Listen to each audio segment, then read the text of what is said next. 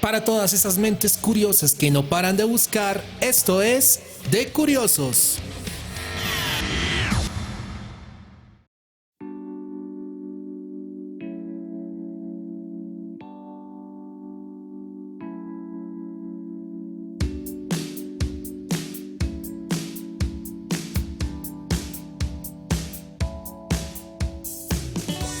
Estamos en De Curiosos.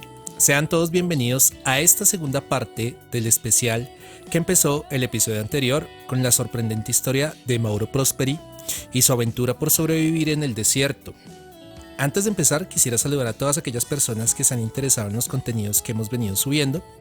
Los invito a que compartan los episodios con sus amigos, con sus contactos en las redes sociales. Recuerden que pueden encontrarnos en Spotify, en Evox, en Spreaker, en SoundCloud y en YouTube. Además pueden dejar sus opiniones o comentarios en Facebook, en Twitter, en Instagram, o tenemos un correo electrónico que es decuriosos327@gmail.com. Ahora sí, en esta segunda parte estaremos dándole un vistazo a esos límites que el cuerpo humano ha podido soportar y que han sido documentados a lo largo del tiempo.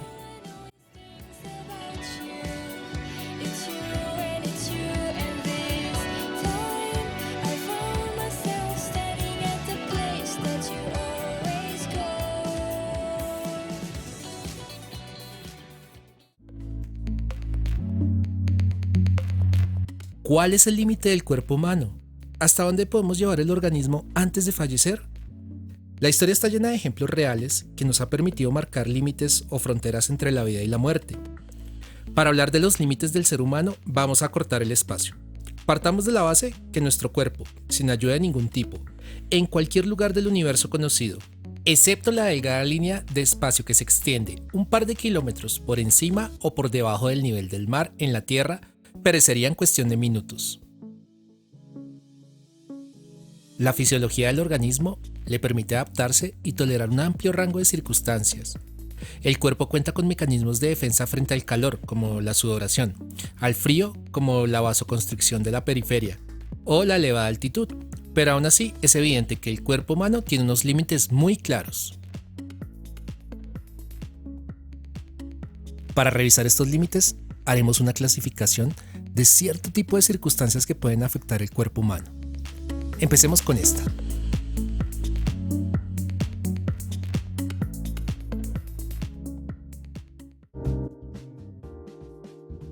La altura. Subir una montaña supone respirar aire más pobre en oxígeno. La altura máxima a la que las personas habitualmente pierden la conciencia está en torno a los 4.500 metros. Sin embargo, las personas aclimatadas a elevadas alturas tienen mayor concentración de glóbulos rojos en su sangre y pueden resistir tranquilamente. A mucha altitud, la hemoglobina, la proteína de la sangre que transporta el oxígeno desde los pulmones a las células, no puede absorber oxígeno a plena capacidad, lo que crea un déficit en el cuerpo. Como el cerebro es muy sensible a los niveles de oxígeno, el dolor de cabeza y el mareo son los primeros signos de malestar.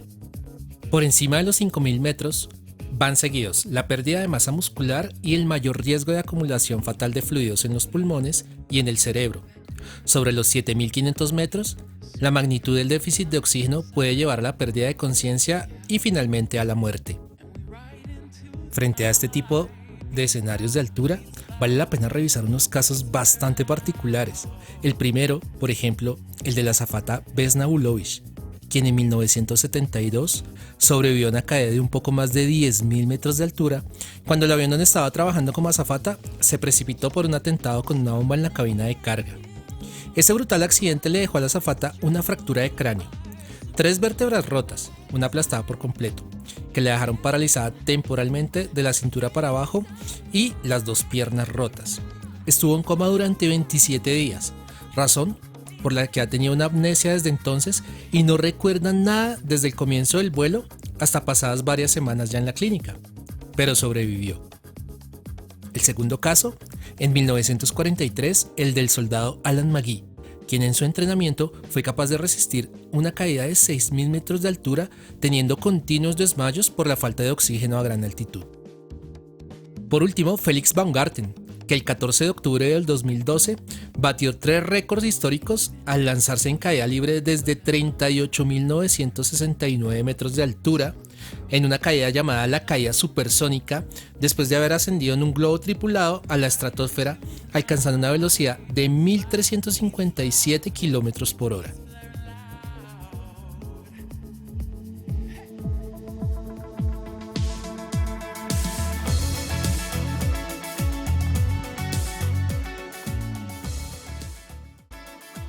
¿Cuáles son esas máximas y mínimas temperaturas que podemos soportar antes de morir? Primero hablemos del calor. Teniendo en cuenta que la temperatura corporal considerada como normal en un ser humano es de 37 grados, debemos acudir a la hipertermia o golpe de calor, que se define médicamente como una temperatura corporal que está entre los 37.5 y 38.5 grados. Siendo así, por encima de los 40 grados es muy probable que sea fatal debido al daño causado en las enzimas respiratorias. Sin embargo, nosotros podemos sobrevivir a temperaturas ambientales mucho más altas. Los estudios dicen que la mayoría de los seres humanos tenemos una temperatura límite de 55 grados centígrados, con humedad normal, no más del 50%. A partir de entonces, moriríamos muy rápido.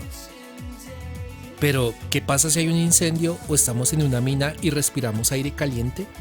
Los adultos pueden soportar temperaturas de 150 grados durante 10 minutos, pero los niños pueden morir en pocos minutos en un automóvil con aire a 49 grados centígrados. Vámonos al otro extremo, el del frío. ¿Hasta qué punto se puede sobrevivir si nuestro barco naufraga en medio del Ártico? El agua fría tiene una gran capacidad de absorber el calor del cuerpo, de ahí que la utilicemos para refrescarnos cuando estamos acalorados. De hecho, es capaz de robarnos energía 32 veces más rápido que el aire. Por eso, una persona puede sobrevivir apenas 30 minutos en el agua que esté a 4.4 grados centígrados. No se recomienda nadar porque esto aumentaría la pérdida de calor.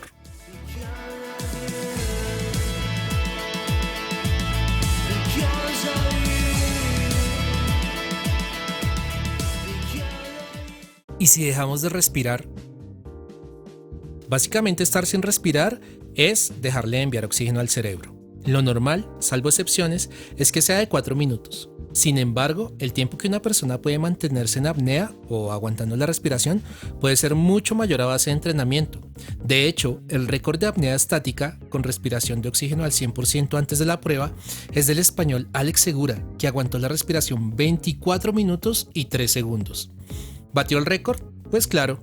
Pero no fue en el patio del colegio con sus amigos, sino en una piscina rodeado de especialistas y con las condiciones controladas de ventilación e inspiración previas de oxígeno. ¿Cuánta sangre podríamos perder? Cuando se pierde mucha sangre, sobreviene algo que se llama shock hipovolémico, que es una reacción por la cual muchos órganos dejan de funcionar.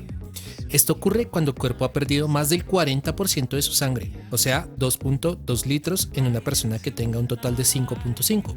Una persona puede sobrevivir después de perder el 30%, pero a partir del 40% requeriría una transfusión inmediata.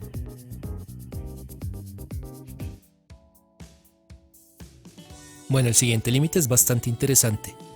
¿Qué pasaría si nos aisláramos por completo del mundo?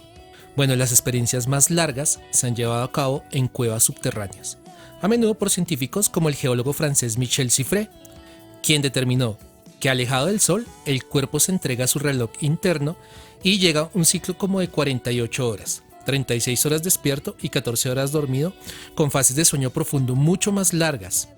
Sin embargo, el experimento más extremo de aislamiento lo tiene el yugoslavo Milutin Veljković, el ser humano que más tiempo ha pasado en completo aislamiento. Entró en la cueva de Samar y permaneció allí durante 463 días, más de 15 meses. Aunque se estima que más de un año puede provocar alucinaciones, nadie hasta ahora ha conseguido igualar su marca.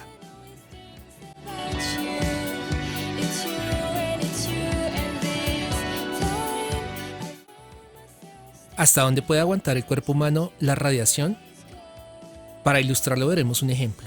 En 1987, un recolector de chatarra llamado Debair Ferreira consiguió una pieza que emitía un brillo azul en la oscuridad. La dejó en el comedor de su casa e invitó a sus amigos y parientes. Todos tocaron el polvo que contenía, pues resultó ser un aparato de alta radioactividad para tratar a pacientes con cáncer lleno de sal de cloruro de cesio. En un mes, la mujer de Ferreira, su sobrina de 6 años, y 2 de sus empleados habían muerto. En total se contaminaron 249 personas. Y es que la radiación plantea un peligro a largo plazo porque muta el ADN, reescribiendo el código genético de manera que pueda conducir al crecimiento de células cancerígenas. Para los ingenieros nucleares, los límites están entre 5 y 6 sieverts. El sievert es la unidad con la que se mide la dosis de radiación absorbida. En estos casos, y según los expertos, en pocos minutos se desmenuzaría demasiado las células como para que nuestro cuerpo pueda arreglarlas de inmediato. Podemos comparar con lo ocurrido en el desastre de Fukushima. Algunos trabajadores de la central nuclear japonesa absorbieron entre 0.4 y 1 sievert de radiación por hora mientras se enfrentaban al desastre nuclear. Aunque sobrevivieron en el corto plazo, el riesgo de cáncer de por vida aumentó exponencialmente.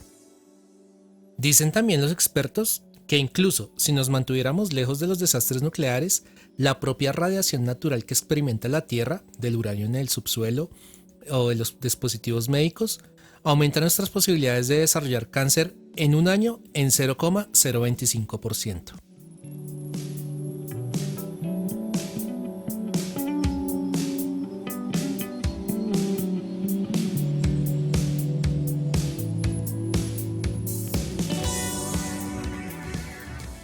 ¿Cuánto tiempo podríamos estar sin beber agua o sin comer?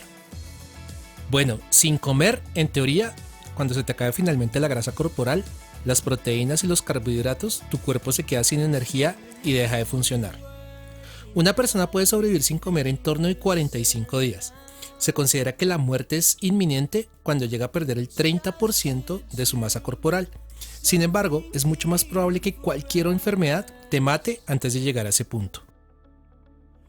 El mayor periodo sin alimento registrado en la historia fue una huelga de hambre que hizo una persona llamada Kieran Doherty en 1981, quien murió después de 73 días de ayuno. Con un aporte de vitaminas y agua, se sabe que hay gente que ha sobrevivido más de un año sin comer. Bueno, y sin agua, por si alguno no lo sabía, pues somos aproximadamente un 70% de agua, lo que significa que necesitamos mantener estos niveles más o menos estables. El sudor, la orina, la respiración, las lágrimas, incluso las heces, todo en conjunto nos obliga diariamente a recuperarnos bebiendo agua con frecuencia. Si una persona no reemplaza al menos una cuarta parte del agua que pierde cada día, la muerte llegará en menos de una semana. ¿Pero cuánto tiempo exactamente? Pues es difícil saberlo. Entre 3 y 5 días se puede aguantar si no hay prácticamente ejercicio. Más de 10 días ya debería suponer la muerte.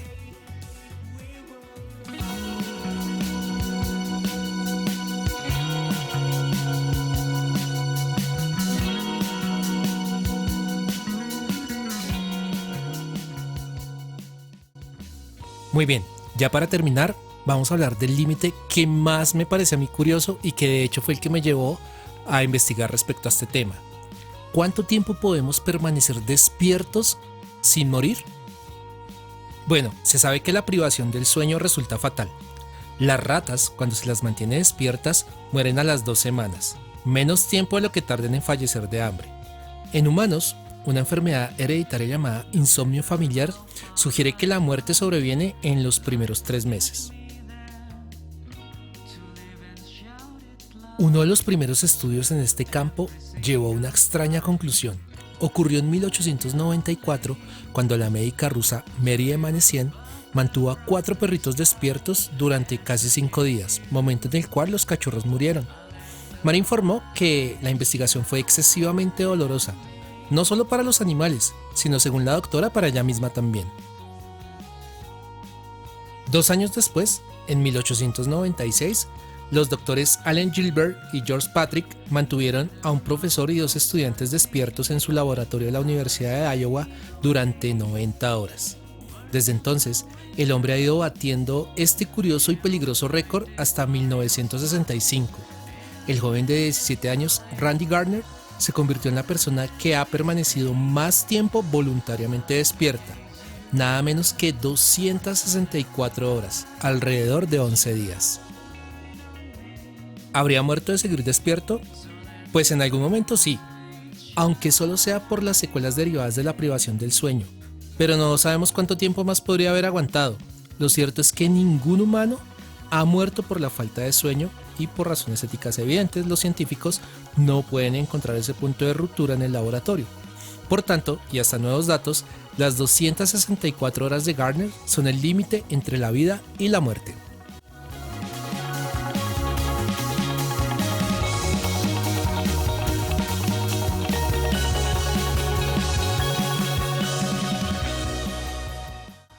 Bueno, aunque existen muchas otras circunstancias bajo las cuales se pueden medir los límites del cuerpo humano, hasta aquí vamos a llegar con el capítulo de hoy.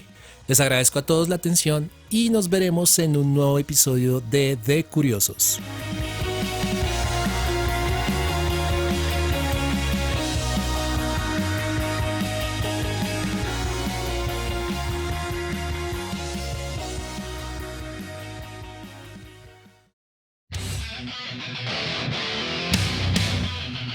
Para todas esas mentes curiosas que no paran de buscar, esto es De Curiosos.